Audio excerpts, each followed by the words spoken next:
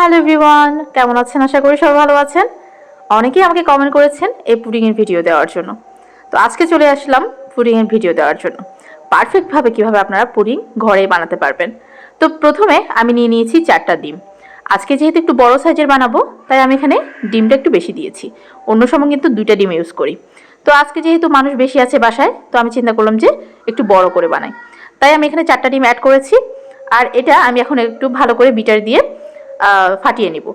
তো ফাটানো হয়ে গেলে এখানে আমি চিনি অ্যাড করব। তো আমি বলে রাখি, এখানে আমি দুধটা গরম করে রেখেছি। আমি যেহেতু 1 কেজির উপরে দুধ গরম করেছি, তাই আমি আলাদা করে দুধ যতটুকু পরিমাণ লাগবে ততটুকু পরিমাণে নিয়ে ওখানে আমি গুঁড়ো দুধ অ্যাড করেছি। আর গুঁড়ো দুধের পরিমাণটা আপনারা আপনাদের মতো করে দিবেন। যদি একটু ঘন করতে চান একটু বেশি দিবেন, 2-3 চামচ দিবেন। তো দুধটা আমি এক সাইডে করে রেখেছি, আর এখানে আমি চিনি দিয়ে দিয়েছি। চিনিটা যখন একদম ভালোভাবে মিশে যাবে তখন আমি এই যে দুধটা ঢেলে দিব। আর দুধটা দেওয়ার পর একটু নাড়াচাড়া করে এরপরে এখানে দিয়ে দিব সামান্য পরিমাণে লেবুর রস, 1 চিমটি পরিমাণ লবণটা আপনারা দিবেন, এটা দিলে ভালো।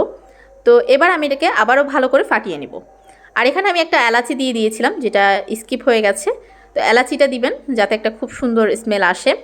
আর চাইলে আপনারা ভ্যানিলা এসেন্সও দিতে পারেন ফ্লেভারের জন্য। তো আমি এখানে ভ্যানিলা দিই নাই, এখানে জাস্ট লেবুর রসটা অ্যাড করেছি। আর এদিকে আমার এই যে ক্যারামেলটাও রেডি হয়ে গেছে। আজকে ক্যারামেলটা করতে যেয়ে অনেক ঝামেলা হয়েছে। তো যাই হোক, সেটা অন্য কোনো সময় শেয়ার করা হবে। তো এই যে আমি ক্যারামেলটা নিয়ে নিয়েছি, আর এই যে দেখতেই পাচ্ছেন এখানে বসিয়ে নিয়েছি। কিন্তু কিছুক্ষণ পরে দেখলাম যে এটা একদম ফেটে গেছে।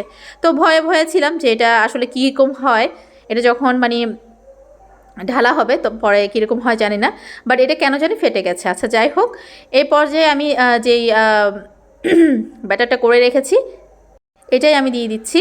এবং আপনারা অবশ্যই ছেঁকে দিবেন। ছেঁকে দিলে কিন্তু এখানে যে একটা খুব স্মুথ হয় আর কি জিনিসটা।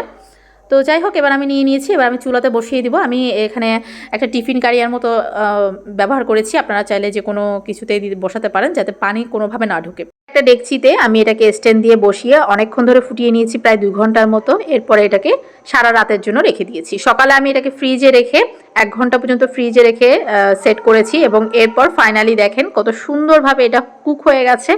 আর এখন এই যে বাচ্চাদের দিয়ে এটাকে কাটাচ্ছি, ওরা তো খুবই এক্সাইটেড ছিল যে এটা কিভাবে কাটবে বা তারা কাটবে এই ধরনের কিছু আর কি। তো ফাইনালি এটা কাটাকাটি হচ্ছে এবং ফাইনাল লুকটাও আপনাদেরকে দেখাবো। এভাবে আপনারা চাইলে বাসায় তৈরি করে নিতে পারেন। আর যে দিদিটা আমাকে কমেন্ট করেছিলেন যে রেসিপিটা দেওয়ার জন্য, আমি রেসিপি দিয়ে দিয়েছি, এবং এটা কিন্তু খুব স্মুথ হয়েছে এবং খেতে দুর্দান্ত স্বাদ হয়েছে। আপনারা চাইলে বাসায় এভাবে ট্রাই করতে পারেন। তো কোনো কিছু যদি বুঝতে অসুবিধা হয় আমাকে অবশ্যই কমেন্ট করে জানাবেন। তো এই হচ্ছে ফাইনাল লুক, কেমন হয়েছে অবশ্যই জানাবেন। এতক্ষণ সাথে যারা ছিলেন তাদেরকে অসংখ্য ধন্যবাদ সাথে থাকার জন্য।